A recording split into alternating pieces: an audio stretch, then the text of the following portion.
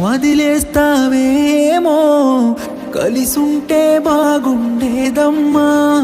నువ్వు నేను విడిపోతామనుకోలేదమ్మా ప్రాణంగా ప్రేమించానమ్మా నిన్నే నేను దూరంగా వెళ్ళిపోయావమ్మా